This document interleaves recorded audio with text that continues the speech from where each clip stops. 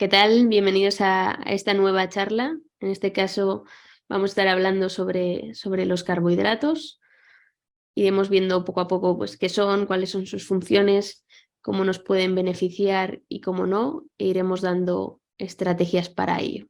¿Vale? Así que en cualquier momento, si os surge cualquier tipo de duda, dejadla anotada en el chat y las resolveremos al finalizar la, la charla.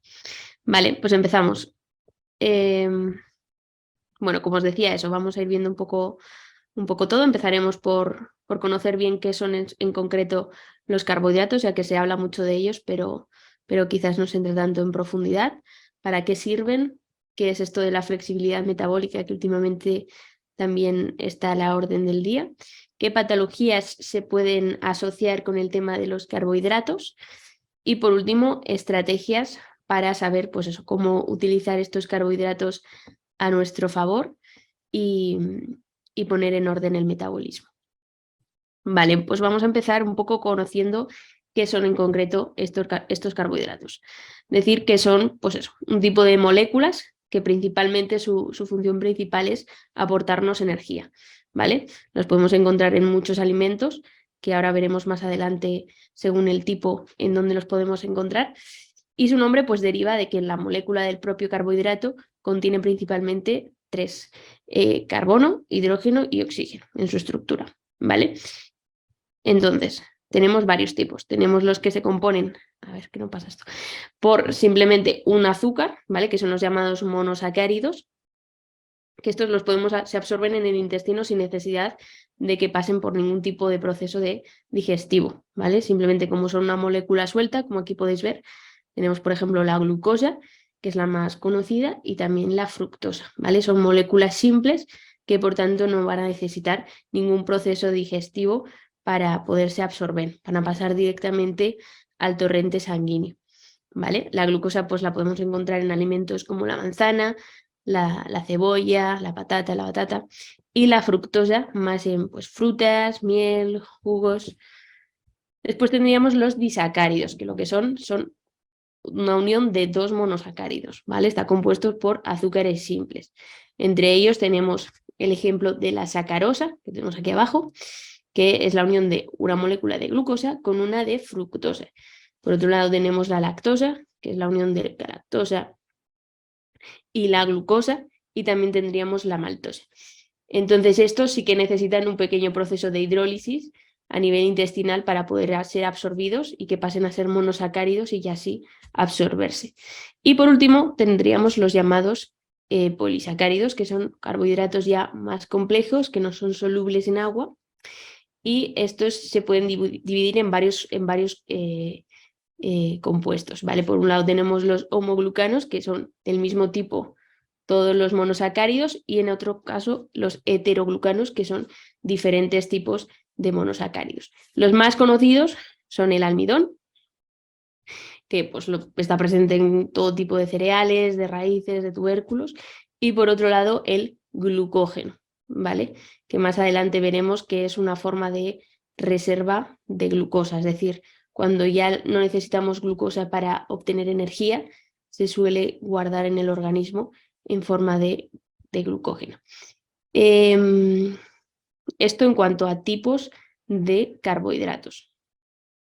Ahora bien, ¿para qué sirven estos carbohidratos? Pues principalmente su función más importante es la de darnos energía, aportarnos energía, ¿vale? Pero tenemos que saber que no es la única forma en la cual podemos obtener energía. Lo veremos más adelante.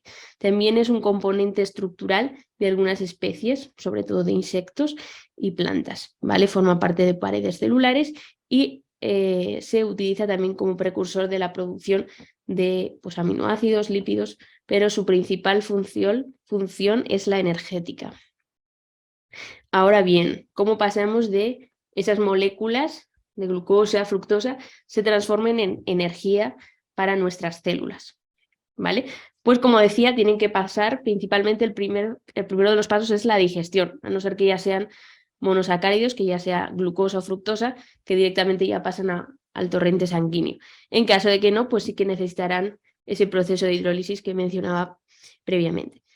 Este proceso de digestión comienza en la boca, ¿vale? Ya con el propio salivado pues estamos produciendo enzimas que ya empiezan a hidrolizar la comida, ¿vale? Después pues viajarán por el esófago, llegarán al estómago y de ahí al intestino delgado, que será donde se descompongan en los monosacáridos. Una vez ya descompuestos en monosacáridos, será cuando pasen al torrente sanguíneo, ¿vale? En forma de glucosa principalmente, porque la fructosa va a ser más bien absorbida a nivel hepático de hígado. Una vez en el torrente sanguíneo, cuando nuestro cuerpo detecte que las glucosas están más altas, se va a segregar una hormona que seguro que os suena, que es la hormona insulina, ¿vale? Esta insulina lo que va a hacer va a actuar como abridora de las puertas de las células para que así pueda entrar esa glucosa en la célula y poder ser utilizada como energía. ¿Qué ocurre si esta insulina, si las células no responden a esta insulina?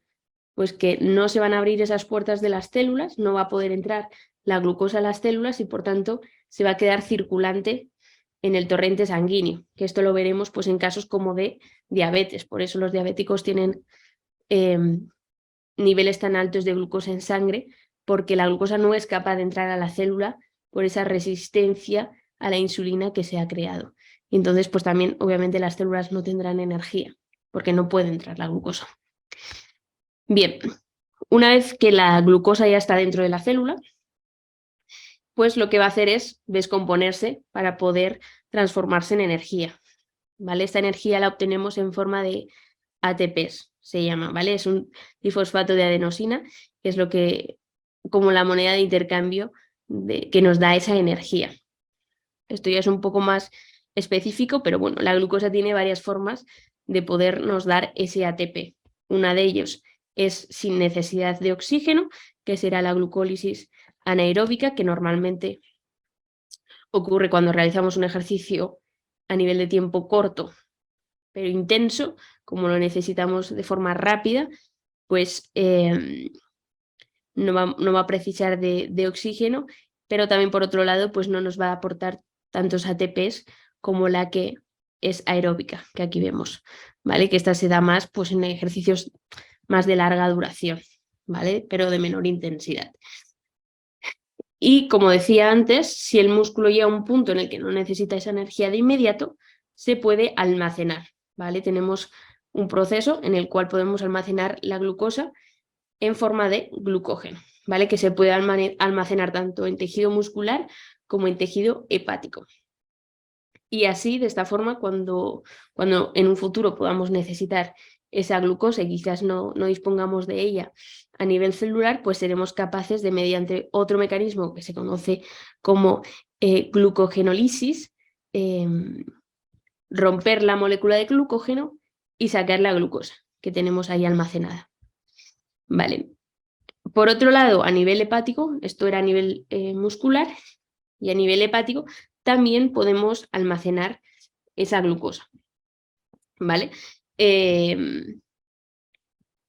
Y normalmente en hígado se suele almacenar en forma de grasa, ¿vale? Que es cuando empezamos a pasarnos de consumir carbohidratos y principalmente fructosa sobre todo, es cuando se empieza a formar el llamado hígado graso, ¿vale?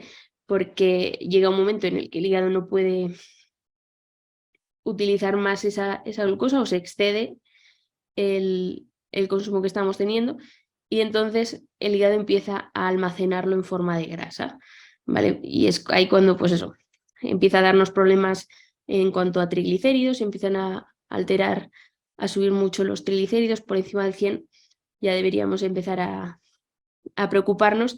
Y en ecografía pues se empieza a ver pues eso, un hígado graso no alcohólico, que se llama así. Y es más que nada por eso, porque no estamos utilizando esa glucosa o esa fructosa que nos está llegando de forma excesiva y entonces al hígado no le queda más remedio que acumularla en forma de grasa. Vale, ahora bien, ¿es esta la única forma que tenemos de conseguir energía en nuestro organismo? ¿Qué ocurre si nos quedamos bajos de glucosa en sangre? Pues bien, como ya he mencionado, la función principal sí que es la de aportarnos energía y subir los niveles de glucosa en sangre. Y cuando bajan estos niveles de glucosa demasiado, es una señal que nuestro cuerpo está emitiendo para que ese glucógeno que decía antes que es la forma de almacenamiento de la glucosa se descomponga, ¿vale? Mediante una hormona que se llama glucagón. Así como la insulina era la hormona que nos permitía que entrase esa glucosa en la célula, el glucagón va a ser el encargado de descomponer ese glucógeno y que aporte energía en músculo e hígado, ¿vale? Para que así se pueda usar donde se necesite. Pero llega un punto en el que esa descomposición de glucógeno pues no es suficiente para poder mantener los niveles de glucosa en sangre estables. Y entonces aquí es donde entramos en ese proceso de cetosis, que conocemos como cetosis, que en lo que consiste es en obtener energía a través de células grasas, ¿vale? ¿Qué ocurre? Que a día de hoy pocas son las personas que son capaces de usar también este mecanismo, porque usamos demasiado en exceso la obtención de energía mediante carbohidratos, mediante glucosa o fructosa. Y tenemos un poco olvidado el usar también como recurso las grasas o las proteínas para obtener esa energía. Entonces, cuando nos quedamos faltos de glucosa, enseguida nos dan bajones de azúcar, que se llama como los típicos síntomas de bajón de azúcar, que te empieza a doler la cabeza, que te notas como más cansado, más decaído. Y es por eso, por falta de, que se conoce como flexibilidad metabólica. ¿Qué es esto de la flexibilidad metabólica? Pues la flexibilidad metabólica lo que básicamente quiere decirnos es eso, tener flexibilidad, el ser capaces de, si no nos queda glucosa en sangre, poder usar el recurso de la grasa. Aquí tenéis un ejemplo de, bueno, de una persona que es metabólicamente inflexible y pues que tiende a usar mayoritariamente glucosa como recurso energético, y la que sí es flexible y sabe usar ambos. Vale, ¿qué ocurre cuando no existe flexibilidad metabólica y nos hemos pasado de la raya con el uso de los carbohidratos? Pues empiezan a aparecer resistencias insulínicas, empiezan a aparecer enfermedades como la diabetes mellitus, obesidad o síndrome metabólico, cáncer, Alzheimer, este tipo de enfermedades que mayoritariamente están asociados a resistencias insulínicas. También a nivel de mujeres ginecológicos, pues el tema de ovario poliquístico también está bastante asociado a resistencias insulínicas. Bueno, o temas, complicaciones a nivel de periodo en la mujer también está muy asociado. Pero para que os quedéis con un resumen, estas serían las principales, ¿vale? Que pues eso, haciendo estrategias que comentaremos más adelante, pueden mejorar bastante. Obviamente siempre mejor guiadas por un profesional para poder estar al tanto de todo. Entonces, ¿qué estrategias podremos utilizar para poder entrenar ese metabolismo y que sea más flexible y que no nos dé problemas de resistencia a largo plazo? Pues el primero de ellos es realizar ejercicio físico, ¿vale?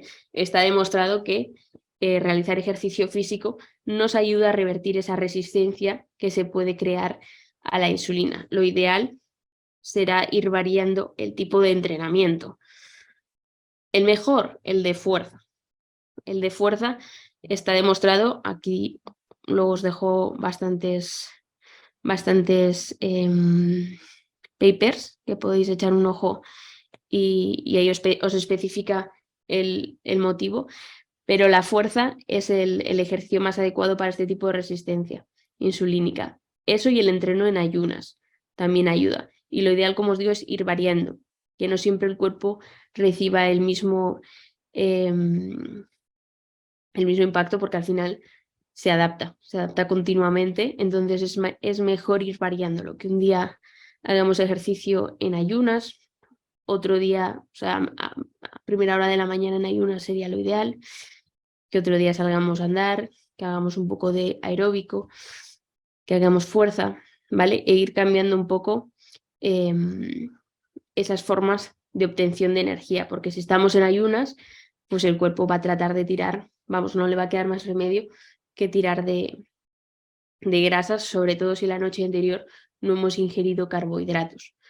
Y otro día, pues por ejemplo, es que vayamos a realizar más un ejercicio aeróbico, más de alta intensidad, pues meter un poco de carbohidratos estaría bien también. Ir haciendo un poco que el cuerpo no se vaya adaptando y que no sea siempre lo mismo, sino ir variando los diferentes estímulos que le damos. ¿Vale? La segunda estrategia sería el tema del ayuno intermitente, que seguro que también habéis oído hablar de él.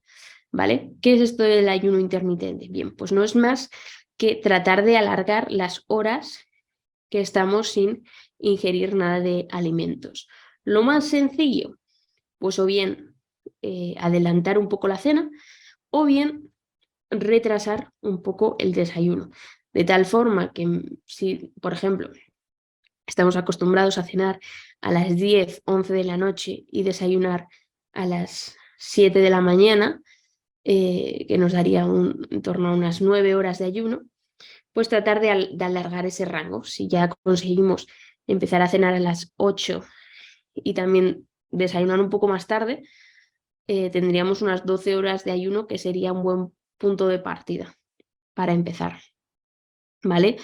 A partir de las 12 horas de ayuno es cuando empezamos a notar beneficios metabólicos que realmente estén contrastados. Aquí os dejo de nuevo varios papers del efecto que tiene el ayuno en enfermedades metabólicas, ¿vale?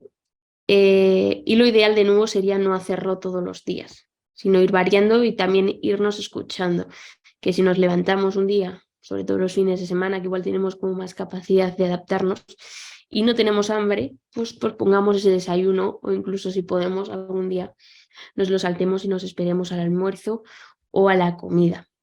¿Vale? También es interesante no estar ingiriendo continuamente alimento, haciendo desayuno, almuerzo, comida, merienda, cena, sino de nuevo tratar de escucharnos y si realmente no tenemos hambre, saltarnos ese almuerzo a media mañana o esa merienda a media tarde, para que así también nuestro tubo digestivo descanse y que por otro lado pues no esté todo el rato constantemente la glucosa alta en sangre y la insulina constantemente actuando, que es cuando empiezan a darse problemas de resistencia insulínica, cuando constantemente tenemos que estar segregando insulina y las células recibiendo esa glucosa constante. Es mejor dar descansos y que se restablezca un poco el metabolismo, ¿vale? Tercer punto, pues obviamente seguir una alimentación adecuada. Evitaremos en cualquier caso todo tipo de procesados que van a ser ricos en grasas trans, en grasas saturadas y en azúcares realmente malos, ¿no?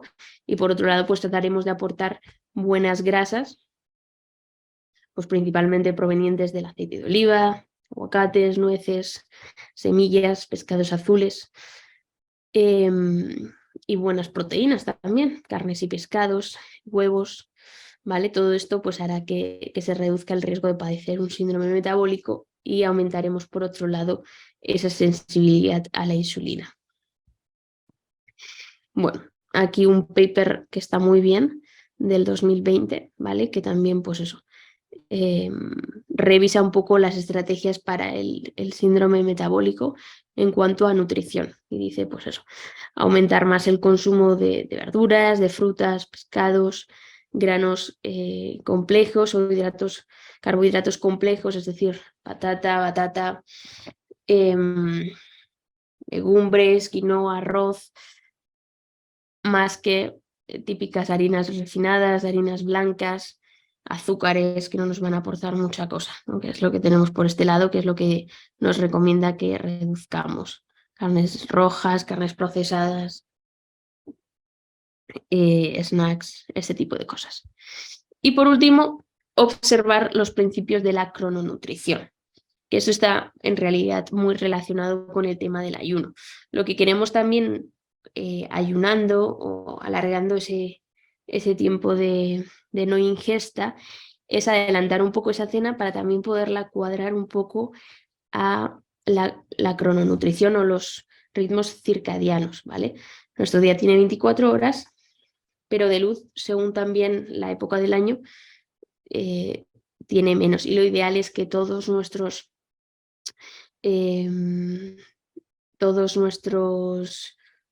actividades estén lo más adaptados a esas horas de luz. Es decir, que comamos a esas horas de luz, que entrenemos en esas horas de luz, porque nuestros órganos y nuestros tejidos tienen también esos relojes internos que están acompañados por las horas de luz y que se guían por las horas de luz. Por tanto, si cenamos muy tarde, cuando ya es de noche, a las 10, 11 de la noche, eso va a inhibir procesos, pues por ejemplo, de la segregación de melatonina, que después nos va a hacer que descansemos peor, aparte que nos vamos a ir sin haber hecho la digestión a la cama. Por tanto, para mejorar ese metabolismo y que todas las hormonas se regulen bien y que todo nuestro metabolismo y todo nuestro organismo funcione bien, es importante el tratar de respetar esas horas de luz, tratar de despertarnos lo más próximo al amanecer posible. La propia luz que segrega según las horas de luz es lo que dice a nuestro organismo en qué momento del día nos encontramos y que según eso sea capaz de regularse. Por eso es muy interesante que cuando nos despertemos, en vez de que lo primero sea coger el teléfono y mirar qué mensajes o qué noticias nos han llegado o encender la tele, lo ideal sería salir a caminar, dar un paseo mientras pues eso va amaneciendo y esos rayos de luz van incidiendo en nuestro cuerpo y va entendiendo que ya es hora de ir despertando, de ir activando ciertas hormonas y ciertos mecanismos, y lo mismo al anochecer, ¿vale? Una vez empieza a anochecer, ya nuestro cuerpo empieza a detectar que nos vamos a ir a descansar, empieza a segregar esa melatonina, por tanto no sería muy inteligente cortar ese proceso ingiriendo comida ahí, ¿no? Sino adaptarnos un poco al horario natural de nuestro organismo. Vale. Preguntas bastante comunes que suelen surgir de dudas respecto a estos temas. ¿Son todos los carbohidratos iguales? Bueno, pues como mencionaba antes, evidentemente no. Hay tipos de carbohidratos que hemos mencionado al principio y lo ideal es pues basar nuestra dieta en alimentos, en carbohidratos complejos, ¿vale? Tipo verduras, frutas, legumbres, granos que no estén procesados, ¿vale? Que no hayan pasado por ese proceso de ser harina ya, harina blanca principalmente, que le han quitado el recubrimiento, que simplemente queda el almidón, azúcares, evitar todo ese tipo de procesados y centrarnos más en tubérculos, en vegetales, en frutas, en este tipo de cosas. ¿Quiénes deberían reducir su consumo y por qué? Bueno, pues principalmente aquellas personas que o bien ya padezcan alguna enfermedad de las que he mencionado anteriormente, es decir, diabetes, síndrome metabólico, obesidad, principio de Alzheimer, temas de problemas de menstruación, de ovario poliquístico, acné. Este tipo de personas sería conveniente que redujesen su consumo al menos por un tiempo hasta que tuviesen controlada la enfermedad y obviamente posteriormente, si estás sano, siempre puedes introducirlo sabiendo cuándo debes introducirlo, ¿no? No es lo mismo que introducir carbohidratos después de haber realizado un ejercicio intenso, que siempre tu cuerpo va a estar mejor preparado metabólicamente, que a última hora de la noche, como decía antes, a las 12 meternos una pizza. Pues obviamente tu cuerpo no lo va a recibir de la misma forma y menos aún si ya tienes una patología como las que he mencionado anteriormente. ¿Qué papel juegan en una alimentación saludable? Bueno, pues esto no es más que los carbohidratos, principalmente son una fuente energética. Entonces, ¿cuándo usarlos? Pues como decía, principalmente que vayan de la mano de una actividad física, ¿no? Si no vamos a realizar actividad física, nos va a ser de poco uso. Entonces, siempre meterlas en torno a un entrenamiento sería lo más ideal. Son clave para el rendimiento deportivo. Como decía, no son esenciales porque debemos acostumbrar, y de hecho está bien, que metamos entrenos en los cuales no le demos ese aporte de glucosa, ese aporte de carbohidrato para que sea capaz de tirar también energía de la parte de las grasas. Pero si somos principiantes realmente no deberíamos preocuparnos tanto por medir esa carga de glucosa.